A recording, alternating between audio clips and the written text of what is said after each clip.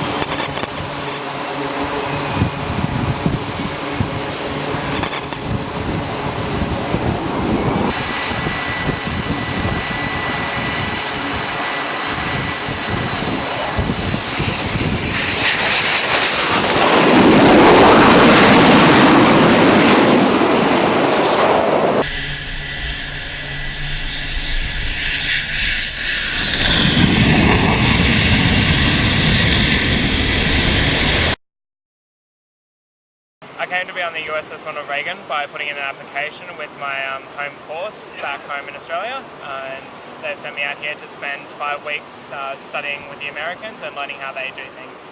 It's been really good to watch how the Americans do things, not only from a aspect of like flight operations, but also from like being able to see how they drive their ships in comparison to how we do things. So the best part, watching flight operations at night, it's entirely something completely different to how we do things in Australia. Watching jets fly off a 300-meter floating warship is something completely different to what we do in Australia.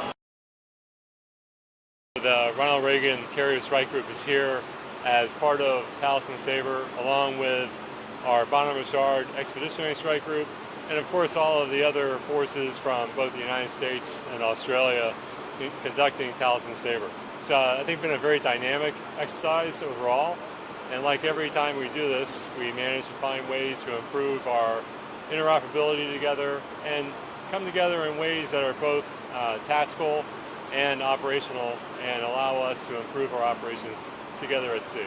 And we manage to find ways every time we do Talisman Saber to become more brilliant at the basics and also improve our operational skills. First of all, an amphibious landing, wherever you do it, is a very intricate operation. It involves a great deal of precision. It involves a great deal of safety that has to be considered because it's an inherently dangerous thing to do.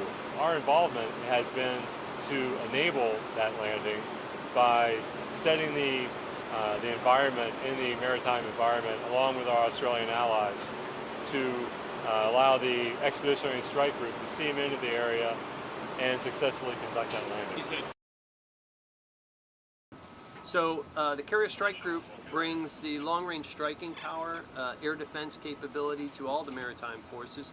We have on board over 65 aircraft. 44 of them are strike fighters, 6 of them are EA-18G electronic attack aircraft. And then we have over 11 helicopters that can conduct anti-surface and anti-submarine warfare. We launch at a rate of about a fighter per minute during the day, just a little bit longer at night because of the air traffic coordination required just to maintain safe separation. But in combat, it comes down to about a minute between aircraft is what we launch. And that's also the rate at which we recover aircraft. We're very agile in the missions that we can recover, or that we can cover. We have immense endurance, but we also have a very large, what we call sortie generation rate, the ability to get aircraft airborne, collect them back down, turn them around with servicing for fuel, ordnance, exchange pilots if necessary, and turn them right back in the air in about an hour's time.